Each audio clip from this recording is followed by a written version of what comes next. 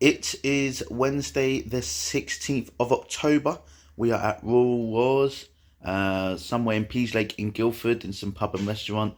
I've tried to record this twice to look at the name on my phone, but it stops recording, so apologies. Follow on Instagram, you'll find out where we are. Doesn't matter too much because it's in the middle of fucking nowhere. But that is what Rural Wars is like, and they are fantastic gigs. I think I did the first one in a place called Wonnersh. It might have been the first or second, one of them. And, you know, it was one of those places where I've been using that clip again and again for spots. It was a fucking great gig. Absolutely fantastic. This one's not going to be as big, but I'm pretty certain it will be just as fun. Before I start, actually, November 21st, please follow. I don't know if people know, I run my own open mic, the OM Comedy Club. We are doing a big OM showcase Thursday, the 21st of November.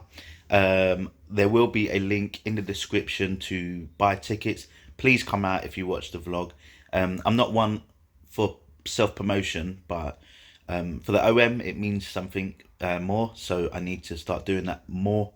And I really want people to come out. I've got some of my favourite acts that have all been at the OM coming out. And it's just really a great place to showcase kind of, you know, what we've been doing, and hopefully kind of grow a little bit and offer some good spots. But yeah, 21st November, it is the day before my birthday, so a nice happy birthday gift to me is if you, one of the viewers, just one will do, to be fair, if anyone's actually watching this and can make it to North London, Islington, please come out 21st of November, Thursday. But yeah, done this before. This one is a bit of a big one for me. I don't want to lay it out like that and make it a bit too dramatic, because sort of in the past, you know, I've had sort of milestones that appear more significant as I've looked back on it. But this one is easy to look forward because it's my very first Open 15 properly paid spot. Thank you, Steve McLean. Yeah, I've done 15 minutes here and there. I've overrun some gigs going to 15 minutes that would allow it to, but I've not actually got what I think is my 15-minute set. I've got a 10-minute set that I've been doing for about a year and a half, or maybe even less than actually, a year properly, and have been doing so well that I've been offered an open spot. For those that don't do open mics or stand-up comedy, opening is the hardest spot to have. But one of those spots where you've really got to prove yourself. It's a challenge. You know, the audience aren't always 100% there. I think it's very rare to probably have an experience where you feel you're getting the most out of your set as an opener, but it is a workmanlike position. You've got to get in there, fucking get things going, hopefully set a good precedent for the rest of the night. So I hope that's the case. I think my 10-minute set is pretty decent. It's been getting a good response up to this point.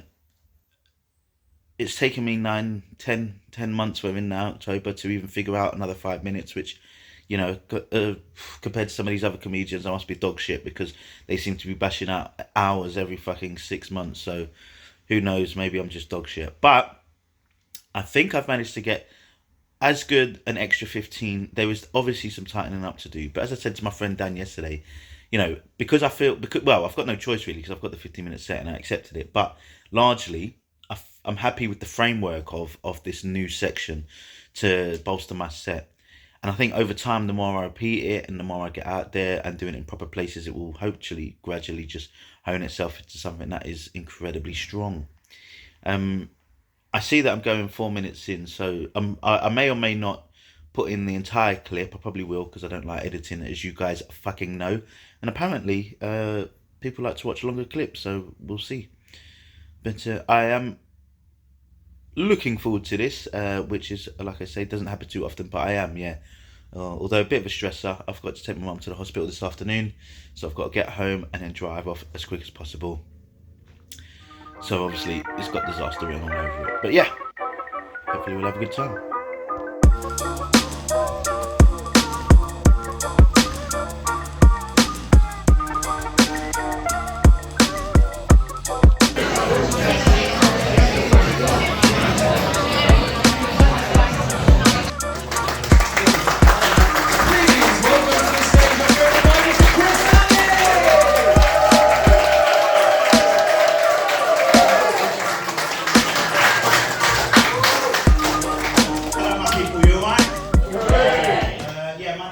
Sally. I'm actually just like Steve. I'm from London, London born and bred. So it's nice to be here. I'll be honest. In the middle of nowhere. Jesus, that was the wrong setup for a shit joke. No, I mean, where the fuck are we, to be fair? And I get it, right, because I was walking around here earlier. It seems like this is one of those places where everyone seems to know each other, right? So it's nice to see a few relief faces here at this point, because I know I saw a few of you earlier and you was like, who the fuck is that guy? Don't feel guilty, I'll be honest, because if I saw a random black guy walking out down the streets, I'd have questions too. I mean, that's just from me, so don't feel guilty. I work for the NHS. Yeah. That was a lie. Just needed a strong start, do you know what I mean? But no, I actually got a new job recently. You know, I've got 4 now. Do you know what I mean? Comedy does not pay. Or crime. That is a story for another day, which is November 17th. I need a new solicitor, please. I want shit. My mum is a shit solicitor. I feel like we lost a lot of like famous celebrities recently, haven't we? Like really sad ones, like who was the Maggie Smith? You know, she was in Harry Potter. Really sad stuff. You know what I mean? I never knew she was sick as well. I didn't even know anything was wrong. It was like one day she was here. No. Is that you, Maggie? Oh. You better not fucking finish that joke. Jesus Christ. Anyone important or just can you wait someone else I fucking hate? Just wait a minute. Yeah, that's alright. I don't know what it is. Black men are used to waiting. No, we're good? Alright, that's good. The one that really got me was James L. Jones. James L. Jones, he's like one of the most famous African-American actors of all time, do you know what I mean? He was in Coming to America. I don't know if any of you know this, right? He was actually the voice of Darth Vader in Star Wars, wasn't he, right? Yeah, he was. Do you know what? I fucking hate Star Wars. I do. Do you know, because like, the thing about it is, right, when you strip it back, Star Wars is a movie about a guy called Luke Skywalker, right? Who's this young white guy, and it's his troubles with his estranged father. And they still made his dad black. Yeah. Look, this is actually going to go for the entirety of it. I know there's like no this is what you've got. He did say there was some shit acts. I was hoping it wasn't me, but you know. But I grew up a fat kid, and then I became a fat adult. I'll be honest, I did not see that coming. Because like, when you're a fat kid, right, all people tell you is that you'll go out of it. Go out of it, fuck off, I'll go around it. Do you know what I mean? Like, when I tell people how much I weigh, they're like, oh, you hold it well, Chris. What the fuck's that supposed to mean? Do you know what I mean? That's something you tell a camel. You know? But when I tell people I'm fat, I feel like they think I'm lying. Do you know what I mean? They're like, oh, you're not fat, Chris. And I think that's the worst level of fat to be. When no one notices. I've worked all my life to be fat, do you know what I mean? I don't want to be denied, you know, because like there's a lot of benefits to it. Like, you know, the reason I know I'm fat is because of like the BMI scale. You know, the body mass index. Apparently, according to the BMI scale, I'm clinically obese, right? That, and I'm short for my weight. But you know, that's another story. The thing is, right, I want to be recognised as being fat because of things like being late. Like, because I don't know if you know this, like, there's a well-known stereotype that black people are always late. Like, so when I'm late, I get worried because I feel like people are going to judge me for being late because I'm black. But if you're fat and late, people understand. They do, like on the tube and stuff, right? Because obesity is actually a disability these days, right? And like, I've just got one of those disabilities you can't see. Do you know what I mean? My fat's intestinal. Do you know what I mean? It's inside, you know? And fat people get benefits all the time, like priority seats on the tube. You know, I don't get that, you know, although I actually think there's something sexist about it, because every time I go on the tube, right, I just see this non-stop stream of fat women just getting on the tube, right, and people just get up for it. Like, all they do is they just go over, they just rub their belly, and all of a sudden people are just up on their feet. I go over there and rub my belly, nothing happens, you know. I even pull my up, I'm showing them my belly. The police comes out and everything, you know. It's horrible. But, I just think people are much nicer about fat people these days, right? Because do you know who Joe Wicks is? Yeah. For those who don't know, right? Joe Wicks was this guy who got famous during the pandemic, right? Because he put out these videos online teaching our kids that this nation had to get fit, healthy, and talk English poorly. He got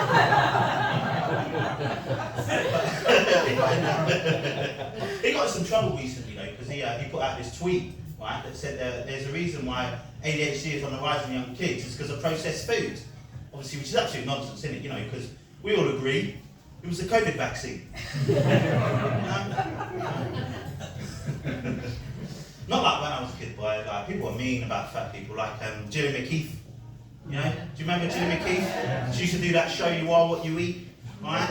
Gillian McKeith was this small Scottish woman, right, who used to use pseudoscience and scare tactics into people getting thin and just put it on TV, right? There was this scene during You Are What You Eat where she took this family of 4, right, took them out to their back garden, dug up a grave and said, if you carry on eating, you'll end up in it.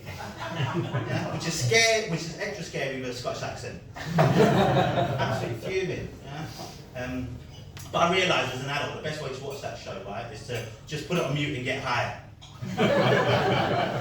Because there's a bit at the beginning of every episode where she puts out all the food for the week for the people that are in that household, right, trying to scare them, right? You just get high, put that shit on mute. I'm just like, yes, that's the woman for me, boy. She can put on a face.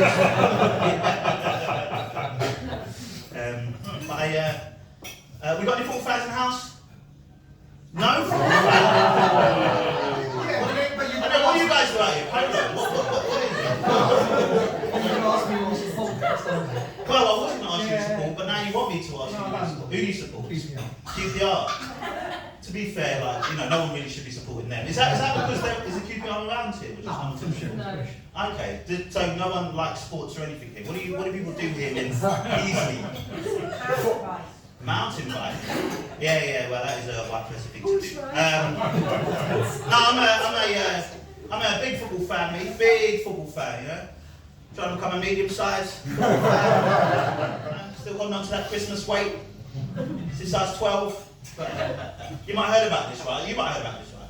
The Premier League released this list of the most influential black people in football, right? So, you know, really good stuff. Players like Rashford and Saka, and the other one that missed. Guess what they called it? They called it the blacklist. I know. Do you know what, right? Outside of it being massively offensive, that's not my problem. I just think it lacks creativity. You know? Like what are these idiots going to come up with next? The most influential Slovakians in football and call it the checklist?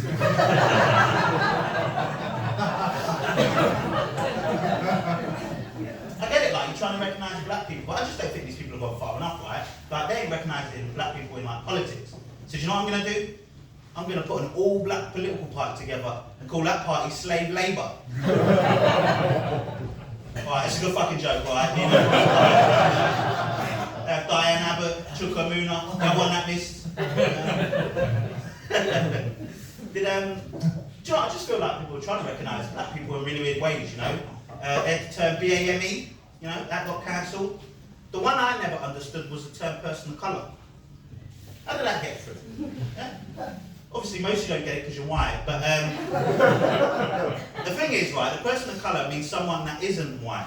Now, for me, any term that puts me and Lucy Liu in the same category, that's got to be a mistake. You know?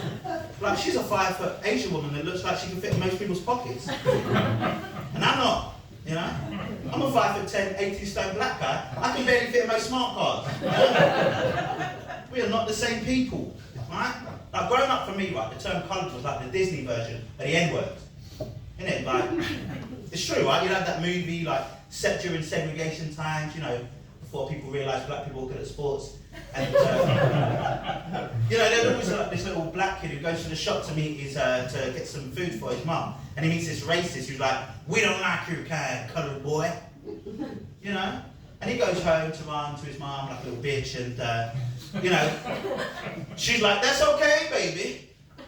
You know, just full of love and diabetes. You know? People always go and judge you for your skin colour, but that's alright, because it's what's inside that counts. You know? Before that, hardships and life lessons, you know, that little black kid, he grows up to be the president. Hey, happy ending. You're welcome. Unfortunately, this is real life and that colour was orange.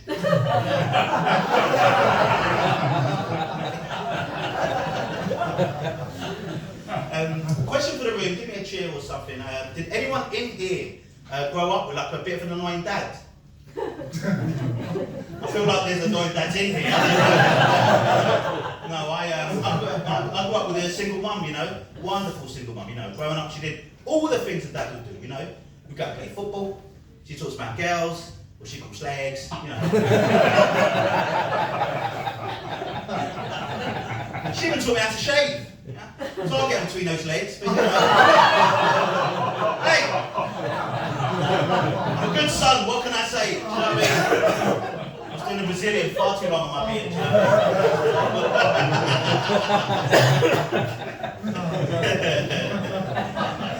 I mean? Something else about me is I grew up with a twin brother, so nice to make me twice. As my mum likes to say, 2 mistakes for the price of 1. You silly bitch. But, the thing is, right, when people see me and my twin brother together, they say I look exactly like him, which really pisses me off, because I think he's fucking ugly. I'll be honest. Horrible looking guy. But my twin brother's gay, you know, which is great, you know.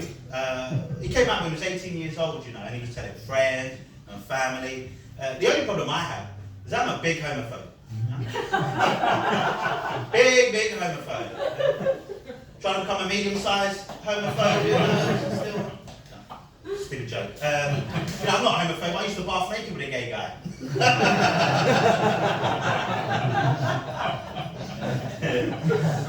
The thing is, right, when my twin brother came out as gay, right, it really wasn't a surprise, you know, because like all the signs were there. You know, we grew up together. You know, we used to play games. We used to play doctors and nurses, you know. You'd always make me want to play it, you know. And you know that game where you play different characters in the hospital? Guess who my gay twin brother always wanted to be? No, it was Beyonce. Absolutely outrageous. Always the wrist issue. No, I did. But yeah, you know, my name is Chris Alley, like I said. And I started stand-up comedy just over 2.5 years ago, right? You know, it's crazy to think, because actually back then, you know, I actually had hope. Do you know, it's been going alright there, you know, it's been going pretty well. You know, I've been getting some good feedback here and there. Obviously not here. Maybe from London. The thing is, right, people have been coming up to me after gigs and saying, Chris, I really like your comedy, but it's just a bit too black. Like, I don't know, like, because it's all about your own personal perspective. Like, so what am I supposed to do? You know, joke like I'm a white person. I don't like skiing. What if it is a quiche? I've fucking never ridden a bike. What do you want about? I remember the first time someone came up to me after a gig and told me my comedy was too black. I almost spat the fried chicken out my mouth. Too black, do you know what I mean? I fucking give him too black. I'll leave you with this one, right? Because I don't know what I am trying to lose some weight, right? And I tried going shopping in Whole Foods, right? And long story short, right, I got into this conversation with a vegan about self-identification, right? And apparently, me calling myself black is actually a self-identifying preference. I'll be honest, I've got no clue what they then was talking about. You see, like all my life I thought I was born black. I hadn't realised it was a preference. You know? Like if it was a preference, I'd have one of those big black dicks, you know what I'm saying?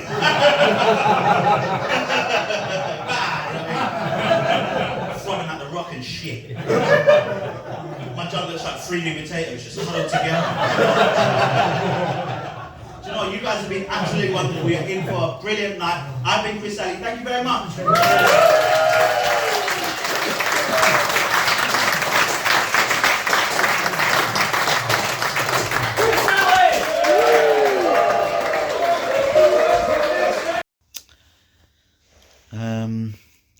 All done. It is the morning and I am obviously getting lazier at doing these vlogs because I feel like I'm just standing here every time, or sitting here rather, with this pillow behind my head.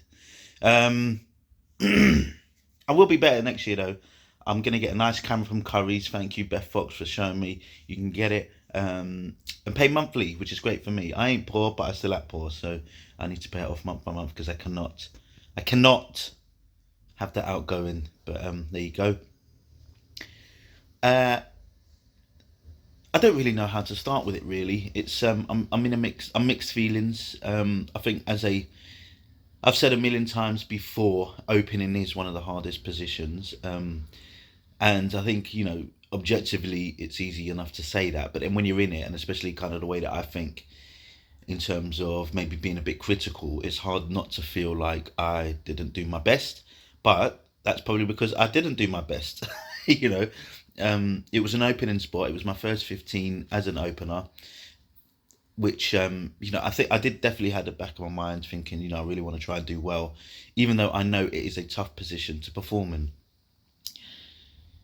I'm happy with the majority of it, certainly with some of the ad-lib stuff. I showed my vulnerabilities through my performance, and I know that. I think there's certain telltale signs. I mean, I have my own ones, but I think that there's like classic ones as comics do, oh, this is new material, you don't like me, this or that or the other.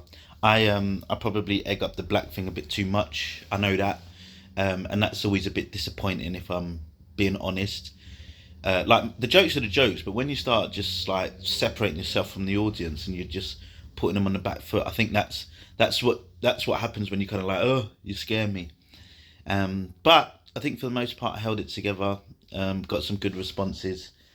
The Maggie Smith line, I mean, that's probably going to die a slow death. I probably shouldn't say it anymore because I've tried it a couple of times and, it's just not great. But, that phone call happened as I was saying that joke and really helped with the bit. I'm really happy with the reaction I got from the pregnant woman thing because it's funny, the last couple, I feel like I found the way that I need to say it. And the interesting thing is that when I say like fat women, there's clearly like some tension that's building. And obviously I've got a punchline that seems to be cutting through.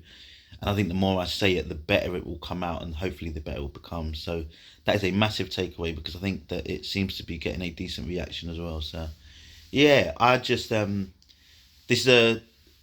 feel like when I started the tens again, you push yourself forward into points of being uncomfortable and then you do it more. Hopefully I get more 15 spots.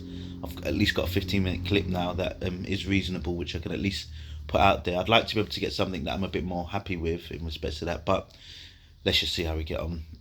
This year was not murdering, apologies, it sounds big-headed, although I have had some great nights. Really filling out these 10 spots and getting proficient at that, and I think that it's definitely come together quite well this year, and I guess next year is 15s and 20s.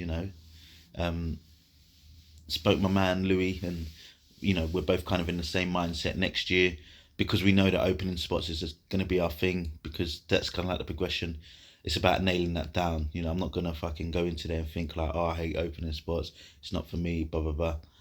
I have to do it, and I'm going to embrace it and hopefully be a very, very good opener to showcase what I can do because clearly other gigs that cannot do that.